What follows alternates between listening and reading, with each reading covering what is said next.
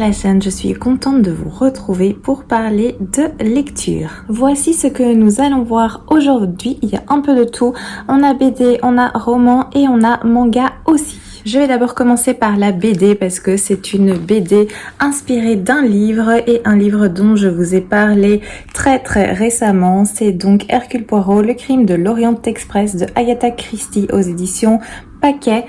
J'avais lu le roman il y a une semaine ou deux, je vous en avais parlé d'ailleurs, et j'ai eu envie de continuer dans ma lancée et découvrir cette BD que j'avais dans ma palle. Je me suis dit que c'était le moment. Alors au niveau du graphisme, on a des planches comme ceci, comme ça. Ce sont des tons assez froids qui exprime vraiment bien l'ambiance et l'atmosphère de cette histoire. Voilà, encore une. Donc je vais pas vous réexpliquer évidemment toute l'histoire étant donné que je l'ai déjà fait dans ma précédente vidéo, mais voilà, j'ai vraiment apprécié cette petite BD. J'ai passé un bon moment malgré le fait que l'histoire était encore très fraîche dans ma tête. Du coup, j'ai pas eu de surprise spécialement, mais c'était pas le but non plus. J'avais envie de découvrir cette histoire via un autre moyen et la BD a été parfaite pour ça. C'est vraiment une très jolie collection que j'aime beaucoup. J'en ai lu plusieurs et j'apprécie à chaque fois découvrir les histoires d'Agatha Christie en version BD, donc celle-ci ne fait pas exception à la règle. Très bon moment avec Hercule Poirot. Alors je passe au roman. Je vais commencer avec celui que j'ai le moins apprécié peut-être, qui est celui-ci, Sinestra. C'est un livre dont je vous avais déjà parlé, en tout cas je vous l'avais montré parce que c'était une de mes lectures en cours. C'est de Armel Carbonell, on est aux éditions Le Livre de Poche. J'ai terminé cette histoire et voilà, c'était pas, ça m'a pas super emballé, mais au niveau de l'intrigue de ce roman, nous sommes en Suisse en 1942 et le Val Sinestra, c'est en fait un bâtiment qui est isolé au cœur de la vallée des Grisons et ce bâtiment et les gens qui s'en occupent accueillent des réfugiés qui fuient la guerre. Donc ces réfugiés sont principalement des mères avec leurs enfants et également des orphelins qui arrivent régulièrement dans le but de trouver un refuge évidemment et de fuir les horreurs de la guerre. Ils pensent trouver un havre de paix, un endroit où ils pourront se reconstruire, où ils pourront aussi soigner leurs blessures, mais le souci c'est que la réalité est tout autre car le mal se trouve également à Sinestra. Ça c'est pour l'histoire, je vais pas trop continuer à vous expliquer, surtout que c'est un livre très court, il fait 340 pages si je me rappelle bien, oui 340 pages, donc c'est pas non plus une grosse brique, ça c'est pour l'histoire. Donc c'est une histoire qui se déroule dans un huis clos parce que tout se passe vraiment à Sinestra, il y a des passages en dehors sur les territoires aux alentours, mais principalement tout se déroule à l'intérieur, donc on est dans un huis clos qui amène quand même une certaine tension, une tension qui est présente durant tout le livre, donc ça c'est un bon élément, un point positif. L'atmosphère est extrêmement morbide, extrêmement malsaine, elle est inquiétante, c'est à mon sens le grand point fort de cette lecture, c'est vraiment cette atmosphère pesante que nous ressentons tout au long de la lecture. On a aussi des personnages qui sont dans une situation extrêmement difficile, ils sont coincés dans ce bâtiment, ils sont à la merci de personnes très peu humaines, très peu bienveillantes et ils subissent en fait, ces personnages vont subir des choses horribles, mais malgré ces choses horribles qu'ils subissent, malgré les horreurs qu'ils vivent à Sinestra, je n'ai pas eu d'attachement pour ces personnages, que ce soit pour les mères ou pour les enfants. Donc ça c'était un peu particulier parce que vu par tout ce qui passe et tout ce qu'ils vivent, c'est vraiment horrible. Et malgré tout, je me suis pas attachée et j'ai pas ressenti d'émotion, de tristesse ou autre chose pour ces personnages. Donc ça m'a un petit peu déroutée.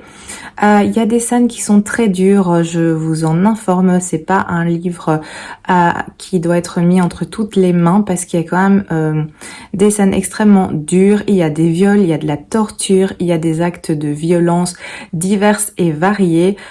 C'est glauque, c'est crade par moments et c'est présent d'une du début jusqu'à la fin du livre. Donc si vous n'aimez pas ce genre de thématique, ou si vous n'êtes pas à l'aise avec tout ça, eh bien ne vous lancez peut-être pas là-dedans. À mon sens, ces scènes étaient à un moment donné trop présentes. Moi, je suis pas non plus très choquée, j'ai pas été très choquée, mais il y a un moment donné, on a compris que c'est un lieu d'horreur, que c'est un lieu où règne le mal, et ça sert à rien en fait de répéter à chaque fois tout le temps des scènes de violence, d'horreur, etc. Donc j'ai un petit peu eu un trop plein de tout ça. Par contre, la plume de l'auteur est vraiment très prenante. Les chapitres sont très court et de ce fait le livre se lit extrêmement vite, extrêmement fluide, sans aucun souci. Ça se dévore. Je l'ai terminé assez vite. Une fois que je m'étais décidée à le terminer, j'ai lu les 3/4 en une journée, donc ça se lit extrêmement vite, extrêmement bien. La plume, elle est top. Donc j'ai bien accroché à la plume, mais un peu moins à l'histoire, malheureusement, malgré du coup cette atmosphère que j'ai vraiment beaucoup appréciée et cette écriture qui m'ont emportée. Je n'ai pas été emballée par cette histoire, à mon grand regret, parce que la 4e de couverture me tentait vraiment beaucoup. Je pensais apprécier ce roman, malheureusement ça n'a pas été le cas. Je pense que c'est vraiment dû au fait du manque d'empathie que j'ai eu pour les personnages, malgré les conditions dans lesquelles ils vivent et malgré tout ce qui leur arrive. Je crois que ça m'a un peu bloquée et du coup j'ai pas pu apprécier cette lecture. Donc voilà pour cette lecture, la moins bonne on va dire de cette semaine. Je passe maintenant aux autres lectures qui étaient vraiment très chouettes. Alors je vais continuer avec Son espionne royale, 4 enterrements et peut-être un mariage de Rhys Bowen aux éditions La Bête Noire de Robert Laffont. C'est le 12e tome, c'est une série Cozy Mystery dont je vous ai déjà parlé plusieurs fois parce que c'est une de mes préférées, si pas la préférée. Je pense que j'ai commencé les mysteries, les Cozy Mystery plutôt, avec Son espionne royale et du coup j'ai un petit attachement particulier à cette série. Celui-ci est le dernier paru et j'avais très envie de le lire. C'était pas prévu mais je l'ai fait passer en priorité. Après c'est des livres qui se lisent assez vite parce que moi je suis à fond dedans. J'aime tellement cette ambiance, cet univers, les personnages que je passe toujours un très bon moment et que je lis très rapidement ces livres. Donc c'était pas très grave ma foi. Alors dans cette histoire, eh bien on a Georgie qui est en train de préparer son mariage avec Darcy. Enfin ça arrive, ça fait un petit moment qu'on attendait ça. Et elle a toujours des difficultés financières. Georgie elle appartient à la famille royale mais son père a perdu, son père ou son arrière-grand-père, je ne sais plus, a perdu l'argent familiale et du coup Georgie elle a des difficultés financières depuis le premier tome et ici pour organiser un mariage il faut quand même de l'argent. Son fiancé Darcy a aussi des soucis financiers donc ils sont un petit peu démunis tous les deux par rapport à ça et elle va recevoir un courrier de son beau-père, de son ex-beau-père, l'invitant en fait à se rendre dans sa propriété parce que lui est parti à l'étranger en expédition et il dit à Georgie qu'elle peut s'installer là-bas et tout mettre à son goût parce que en fait c'est son héritière et du coup il lui fait cadeau de cette grande maison, de ce manoir, en lui laissant en gros carte blanche pour qu'elle puisse l'aménager comme elle le souhaite en vue de son prochain mariage. Donc Georgie est super emballée par cette bonne nouvelle. Elle va se rendre dans cette propriété avec ses souvenirs d'enfant, étant donné qu'elle a vécu là quand elle était enfant, et elle va découvrir un manoir complètement laissé à l'abandon presque, un personnel nouveau qu'elle ne connaît pas et un personnel vraiment incompétent. Et du coup elle va avoir beaucoup de travail parce qu'elle va devoir un petit peu bousculer tout ça pour que les choses se fassent correctement, pour que le personnel lui obéisse.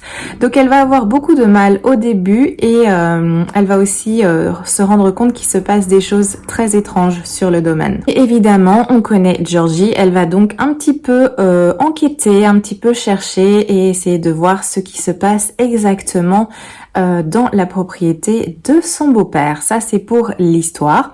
Donc, sans surprise, j'ai adoré cette lecture. Ça, c'est des lectures qui font du bien au moral, que j'apprécie énormément. C'est un petit moment de douceur. C'est vraiment tout doux. C'est une saga, une de mes sagas préférées, comme je vous l'ai dit. Donc, je sais que je vais passer un bon moment avec cette lecture et ce fut le cas. Je me lasse absolument pas de cette série. À chaque fois, j'attends avec impatience le prochain tome. Ici, je suis donc à jour avec le tome 12 et maintenant j'ai hâte d'avoir la suite, le tome 13, je l'attends. Je sais pas du tout quand il sortira étant donné que celui-ci vient de sortir il y a quelques mois. Ce sera sans doute pas pour tout de suite, mais quoi qu'il en soit, j'ai super hâte parce que c'est toujours un plaisir de retrouver Georgie dans cette histoire. On va aussi retrouver d'autres personnages. Il y aura sa maman, il y aura aussi son grand-père qui vont intervenir. Évidemment, il y aura Darcy, il y aura Belinda aussi, sa meilleure amie. Donc il y aura plein de personnages comme ça qui vont arriver, des personnages qu'on connaît déjà des précédents tomes. C'est vraiment un livre que moi je dévore, avec lesquels je passe toujours un excellent moment. Si vous connaissez pas cette saga Cozy Mystery, et si vous aimez le Cozy Mystery, eh bien je vous le recommande grandement. J'ai également lu celui-ci, Le Clairvoyage de Anne Fakouri aux éditions La Talente Poche. C'est un petit livre, je pense que je vous avais montré parce que c'était à nouveau une de mes lectures en cours. Je l'ai terminé. C'est un petit livre qui fait 250 pages environ. C'est un premier tome. Dans cette histoire, eh bien, on va suivre Clara. Clara qui, à la mort soudaine de ses parents, va être confiée à un oncle qu'elle ne connaît absolument pas. Elle va être envoyée dans la maison de celui-ci et là, elle va découvrir une famille très étrange, une famille très excentrique avec des secrets.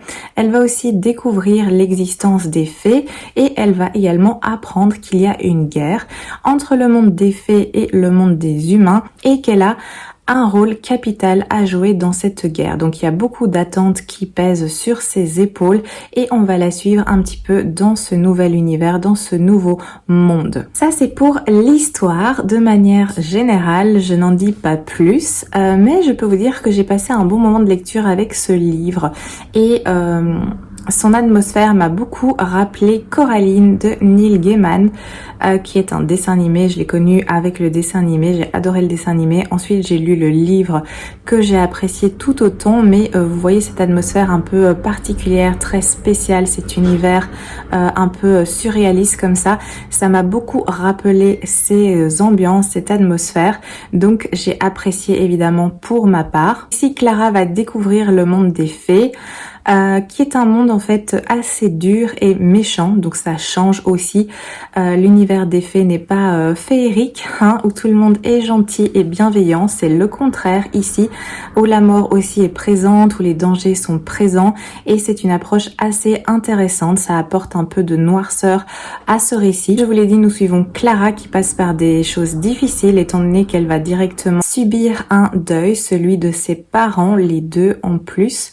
Donc elle passe par un moment très difficile, très douloureux. Clara est un personnage que j'ai bien aimé parce que c'est une jeune fille de 12 ans qui est mature, qui est réfléchie. Je l'ai beaucoup appréciée parce que je trouve qu'elle était très réelle dans cette histoire. Je me suis bien attachée à ce personnage. J'ai eu de l'empathie aussi pour ce qu'elle vivait. L'histoire en elle-même, c'est une histoire qui est très mystérieuse, qui est très surréaliste. Je pense pas que ça plaira à tout le monde, mais c'est une ambiance très spéciale.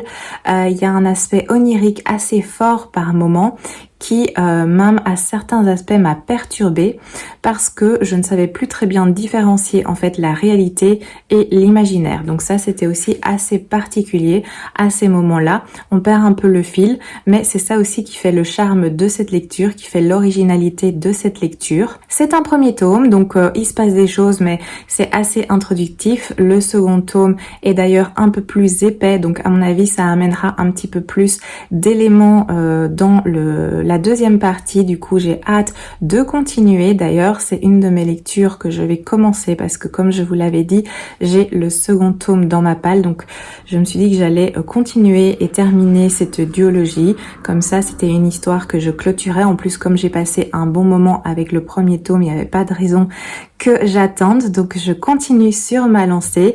Franchement, si vous aimez ce genre d'atmosphère, ce genre d'ambiance, je pense que ça peut être une lecture vraiment parfaite pour l'automne, hein, étant donné que nous y sommes actuellement. Donc je vous recommande ce premier tome qui est bien agréable et moi je vais poursuivre avec le second. Je passe maintenant avec un roman que j'ai adoré, c'était vraiment génial, c'est celui-ci, Le sang des parangons de Pierre Grimbert aux éditions Nemos. C'était une de mes lectures en cours que je vous ai montré plusieurs fois si je me rappelle bien. Le livre est pas spécialement long, hein, c'est pas une brique, il fait 315 pages, mais c'est écrit très condensé. Vous voyez, il y a vraiment du texte partout. Il y a très peu de dialogue. On a des pages comme ça qui sont assez denses. Mais j'ai vraiment adoré cette histoire. Donc ici, le monde des hommes est en train de s'effondrer. Et afin de sauver l'humanité, chaque nation va désigner un champion, que ce soit un savant, que ce soit un guerrier, que ce soit un chevalier, que ce soit une prêtresse, que ce soit n'importe quoi. Bref, chaque nation désigne son champion, peu importe la catégorie. Et ces champions vont donc former le groupe des parangons et ils sont l'espoir des hommes, l'espoir de l'humanité. Ils vont donc être envoyés dans la montagne sacrée afin de rencontrer les dieux et plaider leur cause afin de sauver le monde de cette destruction qui est de plus en plus présente. Mais le souci, c'est que cette mission ne sera vraiment pas sans danger. Ça, c'est pour l'histoire. En gros, je m'arrête ici pour la petite description et comme je vous l'ai dit, c'est une lecture que j'ai adorée. C'est vraiment excellent. J'ai beaucoup aimé la plume de cet auteur. J'ai beaucoup aimé l'histoire. C'était génial. Je pense que c'est même un petit coup de cœur tellement j'ai aimé. Au niveau de la construction du livre, c'est super chouette parce que on va découvrir les parangons qui sont envoyés dans la montagne. Donc tous ces personnages qui sont variés et qui sont extrêmement bien construit. Donc ce sont des chapitres en fait assez courts, c'est 3-4 pages je pense de manière générale et à chaque fois on a la vie, on rencontre un de ces champions, un de ces parangons qui va un petit peu nous raconter qui il est, d'où il vient, ses objectifs, etc., son ressenti par rapport à tout ça. Donc j'ai beaucoup aimé aussi cette façon de faire, de d'abord passer du temps avec chaque personnage et ensuite nous allons les suivre dans leur mission, les suivre dans cette descente dans les entrailles de la montagne sacrée, cette descente qui au final s'apparente plus à une descente aux enfers car ils vont devoir faire face à des dangers qu'ils n'envisageaient même pas parce que dans cette montagne eh bien ils vont rencontrer des créatures monstrueuses de manière générale, je m'étale pas plus, du coup ça va beaucoup les perturber et ils vont faire face à plein de dangers par rapport à ces créatures monstrueuses. Au fur et à mesure de la lecture, on va se rendre compte aussi que les parangons ont tous une mission commune, bien entendu, donc rencontrer les dieux afin de plaider leur cause, mais on se rend aussi compte qu'ils ont des intérêts différents. Je n'en dis pas plus, mais c'est super intéressant, j'ai bien aimé cet aspect. Le rythme de cette lecture est prenant et soutenu, c'est vraiment très addictif. En tout cas, moi, j'ai beaucoup apprécié. J'ai adoré découvrir cet univers qui est inquiétant, qui est souterrain, qui est plein de dangers, qui est plein de secrets au final. Les personnages sont vraiment très profonds, ils sont très bien travaillés. Ils vont être amenés aussi à se remettre en question, à remettre en question leurs croyances. C'était super intéressant. J'ai adoré la plume de l'auteur. Franchement, j'ai tellement adoré que j'ai regardé quels étaient les autres livres de cet auteur parce que j'ai envie de lire autre chose de lui. C'était la première fois que je lisais du Pierre Grimbert et là, j'ai envie de découvrir ses autres livres parce que je me suis laissée vraiment emporter par cette plume. Dans cette lecture, il y a aussi des des réflexions qui vont être amenées. Donc moi, ça m'a fait beaucoup réfléchir également. Donc c'était vraiment super, je le recommande. C'est un très très bon livre et c'était une très belle découverte pour moi. Et je termine par les mangas. J'ai lu ces deux tomes, le premier et le second tome de Beastars aux éditions Kiun. Ce sont des emprunts bibliothèques. J'ai pris les 4 premiers tomes. Je vous montrerai après les autres emprunts bibliothèques que j'ai pu faire. Là, j'ai directement foncé pour découvrir le tome 1 et le tome 2 de celui-ci. Alors, cette histoire me semblait super intéressante, super chouette à découvrir.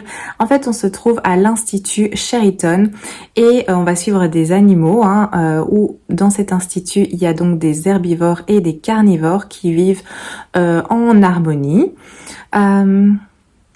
C'est un univers où la consommation de viande est strictement interdite. On a des dortoirs qui sont séparés en fonction des régimes alimentaires de chacun. Donc tout est très bien pensé, très bien structuré. Donc on pourrait penser que tout va bien dans le meilleur des mondes. Mais un beau jour, il va y avoir une attaque et on va retrouver le cadavre d'un alpaga qui s'appelle Tem, qui va être retrouvé déchiqueté sur le campus.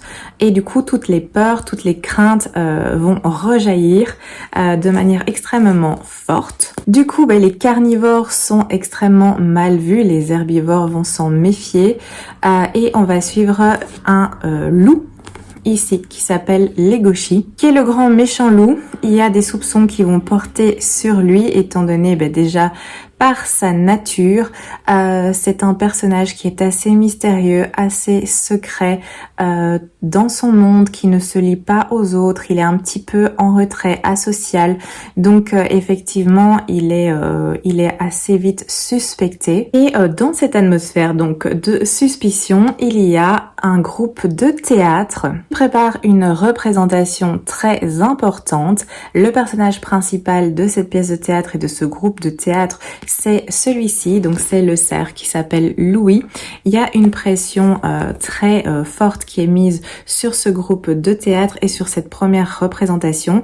Legoshi, lui, fait partie du groupe de théâtre, il s'occupe des lumières, donc il n'est pas acteur, mais il s'occupe de tout ce qui tourne autour de la pièce de théâtre, et donc on va suivre un petit peu plus ces personnages qui se font partie du groupe de théâtre. On va suivre les petites tensions, on va suivre tout ce qui se passe dans ce campus, les interactions avec les personnages. Ici on a clairement un carnivore et un herbivore et c'était vraiment très chouette. J'ai beaucoup apprécié en fait les 2 premiers tomes. Après j'ai la suite, j'ai jusqu'au tome 4, j'ai emprunté en tout cas jusqu'au tome 4, il y a plus de tomes que ça, mais en tout cas ça démarre très bien pour moi parce que j'ai beaucoup apprécié ces 2 premiers. En fait ça m'a un petit peu fait penser à Zootopie, si vous connaissez, si vous avez vu le dessin animé Disney, où c'est un petit peu la même ambiance, où on est dans une ville, en tout cas dans Zootopie c'est une ville où les herbivores et les carnivores vivent en harmonie jusqu'au moment où à nouveau il y a un carnivore qui pète un câble et son instinct de chasseur, de tueur remonte. Et ici c'est un peu la même chose, enfin c'est un peu la même chose, c'est pas la même chose, c'est similaire, il y a des éléments qui sont similaires. En tout cas moi ça m'a rappelé un peu cette atmosphère et j'ai hâte de découvrir la suite, c'était vraiment très chouette. Je vous montre quelques planches. On a ce genre de choses. Donc évidemment, tous les personnages sont des animaux qui parlent, qui résonnent et on les suit comme ça. Non, c'était vraiment très bien fait, c'est super intéressant également parce que les carnivores doivent vraiment réfréner leurs instincts de tueurs. Les herbivores vivent malgré tout dans une certaine peur et ici avec ce qui vient de se passer, tout est décuplé.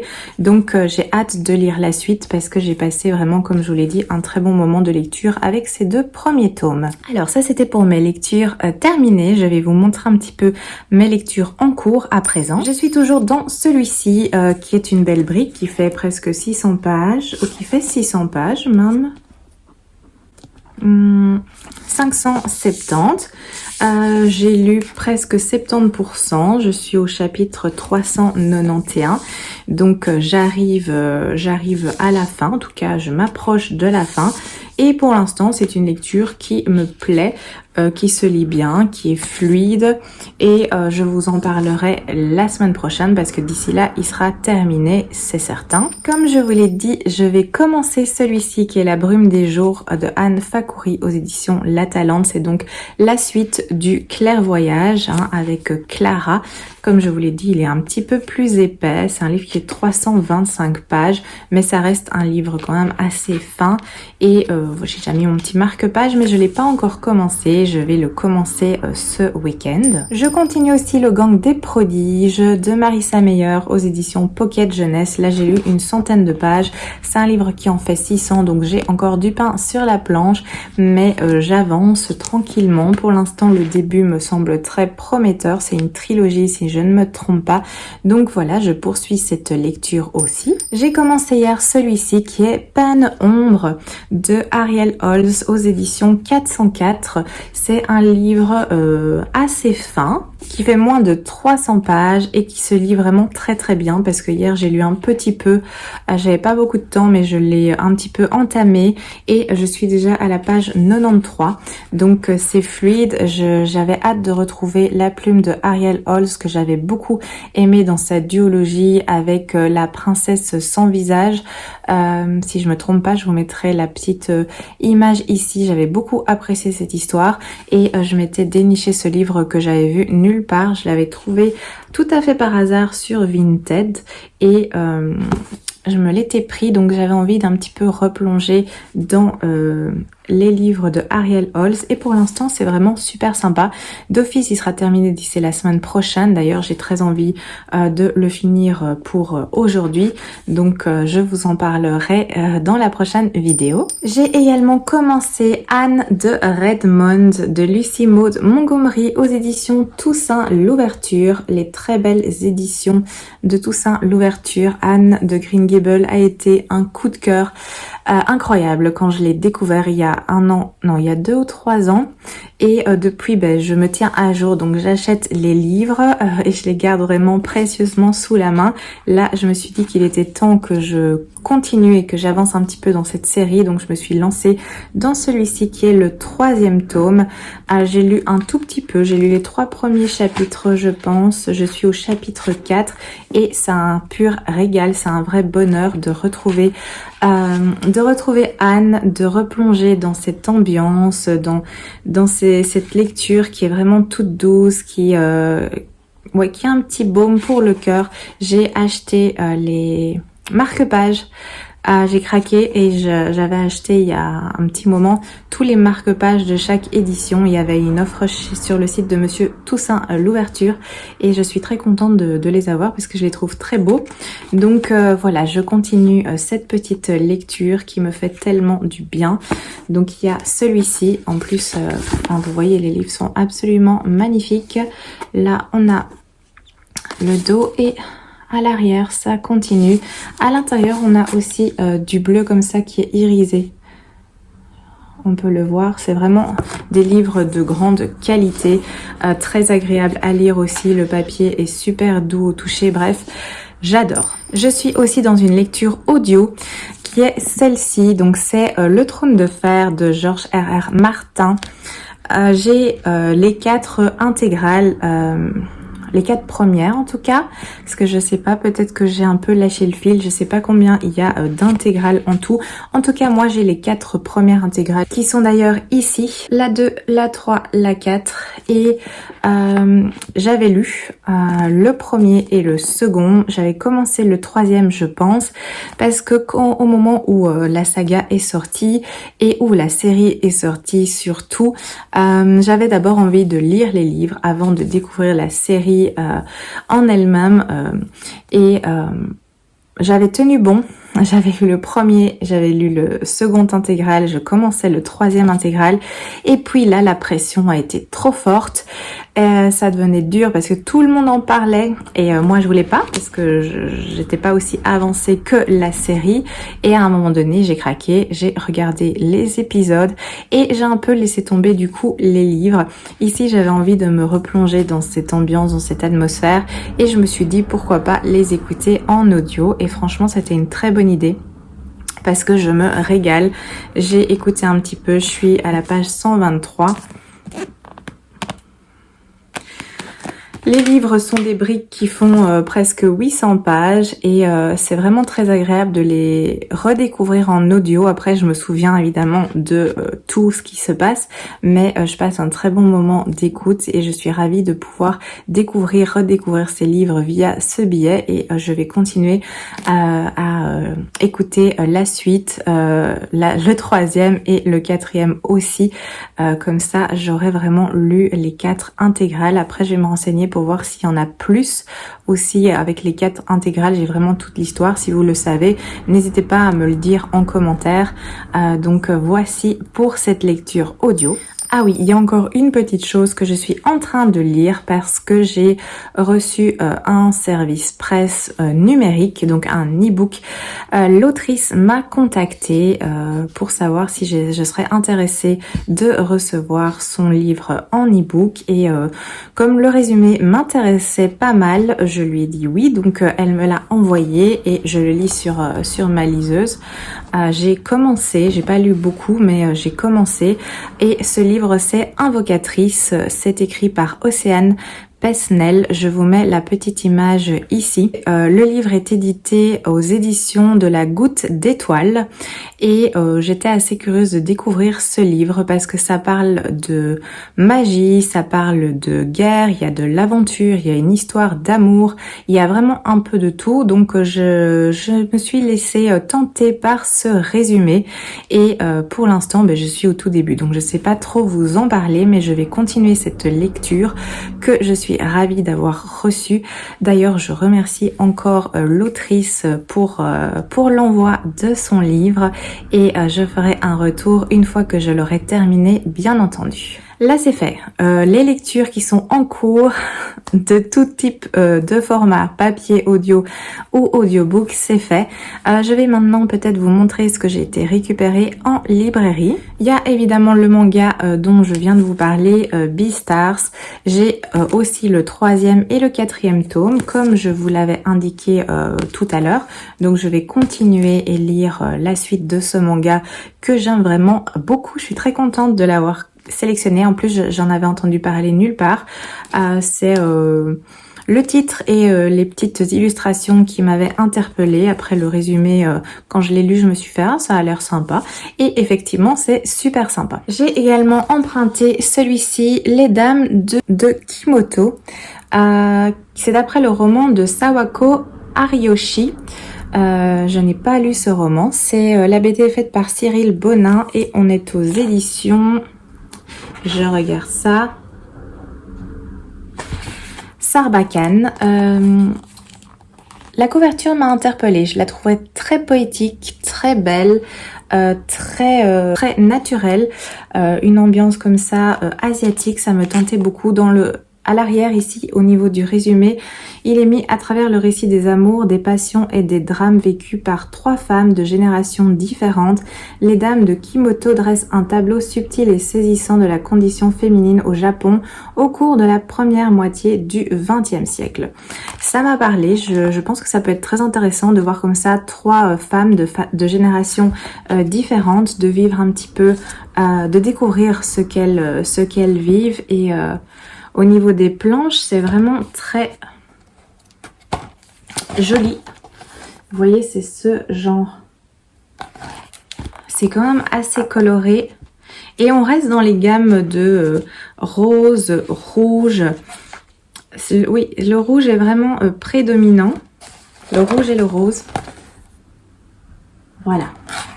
Donc je suis très curieuse de découvrir cette petite BD. Et sinon, je me suis pris... celui-ci, donc c'est l'Odyssée, le premier tome, l'Odyssée, le second tome, l'Odyssée, le 3e et le 4e. Donc comme ça, j'avais l'histoire complète. C'est fait par Luc Ferry aux éditions Glénat. Et c'est une collection que j'avais déjà découvert parce que j'ai un livre de cette collection qui s'appelle La naissance des dieux, si je me trompe pas, que j'avais beaucoup apprécié. Et comme moi, tout ce qui est mythologie, tout ce qui est histoire, tout ce qui est antiquité, j'adore. Bon, évidemment, l'Odyssée, je connais l'histoire parce que j'ai étudié ça. Mais j'avais très hâte de découvrir, de redécouvrir en tout cas cette histoire avec la BD. Les planches sont très jolies. Je trouve que le dessin est très précis et très beau. Donc j'ai envie d'un petit peu me replonger dans ces histoires et de le faire via les BD qui me semblent très prometteuses. En plus, il y a d'autres aussi collections, enfin si je peux dire. Par exemple, voilà, on a aussi l'Iliade, on a Prométhée, on a Thésée, on a Jason, on a Persée, Héraclès et ah oui, la naissance des dieux. Comme je vous l'avais dit, celui-là, je l'ai. Donc je pense que je vais les emprunter tous à la bibliothèque parce que j'ai vu qu'ils les avaient tous. Alors, je me suis dit que j'allais commencer ici par l'Odyssée. J'aurais pu commencer par l'Iliade ma foi, mais j'ai pris l'Odyssée. Donc j'ai hâte de découvrir. À mon avis, ça va se lire assez vite parce que ça reste des BD malgré tout et comme je lis vite de manière générale, mais je suis très curieuse de découvrir. Voilà pour mes petits emprunts à la bibliothèque. Ou sinon, c'est pas des livres, mais ça reste dans l'univers livre. Ça peut peut-être vous intéresser. Je me suis acheté des petites choses pour décorer le carnet de lecture que je tiens, que je vous ai montré la semaine passée. Je me suis dit que ça pouvait peut-être vous intéresser de voir tout ça. Donc, je vous montre. J'ai acheté des petits tampons. Comme ceci qui sont tout jolis. Donc ça c'est une ambiance végétation. Donc ils sont en bois et alors on a le petit côté où on met l'encre et on le tamponne ensuite dans les carnets. J'ai différentes couleurs, donc il y a un petit orange or, noir et vert. Donc j'ai pris cette petite palette que je trouvais toute mignonne. Je me suis également pris ceci. Donc on a différents sorte, hein, c'est un peu plus du voyage avec la mer, la montagne, les palmiers, il y a aussi petit cœur, etc. Donc j'ai bien apprécié aussi. Et j'ai pris à l'endroit c'est mieux un avec les lettres de l'alphabet pour pouvoir écrire par exemple les titres pour le mois d'octobre quand je préparais mon petit en-tête. Je pourrais à la limite mettre octobre avec les petits tampons. Donc c'était pas très cher, c'est des petites choses que j'ai trouvées chez Emma pour 3 fois rien. Donc je me suis dit que j'allais les prendre. Je me suis aussi acheté du washi tape. Alors il y avait celui-ci, c'était emballé par 3 ou 4. Donc là on a un fond bleu avec des petits cœurs. On a un petit comme ceci qui fait un petit peu coucher de soleil, je trouve, avec un mélange de bleu et de rosé. J'ai aussi un petit paillette rose. Voilà, comme ceci. J'ai celui-ci que j'aime beaucoup, qui est dans les tons aussi orangé rose avec un petit soleil, un petit arc-en-ciel. J'ai un autre paillette, sauf qu'il est jaune. Et enfin, j'ai un autre petit cœur comme ceci, donc avec fond rosé avec des petits cœurs par-dessus. C'est tout mignon. De nouveau, j'ai trouvé ça chez Emma et ça m'a vraiment pas coûté une fortune. C'était une bonne affaire. Donc voilà, je me suis dit que j'allais prendre ces deux petits rouleau de washi tape et je me suis aussi pris des marque-pages magnétiques parce que ça j'ai pas, j'ai des marque-pages papier bien sûr et j'avais envie d'un peu voir ce que ça pouvait donner en magnétique et je me suis pris un lot de 3. Donc il y a celui-ci que j'aime bien, rosé et or avec un petit love inscrit dessus. J'ai celui-ci bleu nuit qui est aussi très mignon.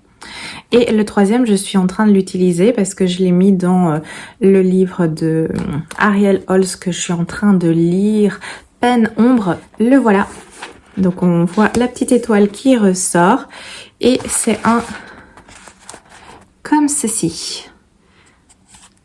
Donc Je les trouvais mignons tous les trois et je suis très contente de les avoir achetés parce que je pense qu'ils vont bien me servir. Il y avait d'autres thématiques, j'ai hésité parce que toutes les thématiques étaient très sympas. Il y avait des petits chats, il y avait aussi plus en mode voyage, donc avec le sommet d'une montagne et des paysages comme ceci. Et il y avait ceux-là bien sûr, il y avait encore un autre, je ne sais plus. Bref, ils étaient vraiment très chouettes et j'ai fait un choix parce que je me suis dit que j'allais pas acheter tous les paquets non plus. Donc j'ai pris ces trois-ci et je suis vraiment très contente de l'avoir fait. Et voilà, nous avons fait le tour de tout ce que j'avais à vous dire pour aujourd'hui. Je vous remercie d'avoir regardé cette vidéo. Je vous remercie de votre présence, d'être toujours là pour m'accompagner les dimanches. Je vous souhaite un magnifique dimanche. Que cette journée se passe bien pour vous. Comme d'habitude, n'hésitez pas à me laisser des petits commentaires ou des petits emojis si vous n'avez pas envie de papoter. En tout cas, n'hésitez pas si vous avez envie de parler, de me raconter un petit peu quelles sont vos lectures, s'il y a des livres qui vous tentent dans ceux que je viens de vous présenter. Si vous avez déjà lu certains, n'hésitez pas à me dire ce que vous en avez pensé et je vous retrouve avec joie dimanche prochain pour une nouvelle vidéo.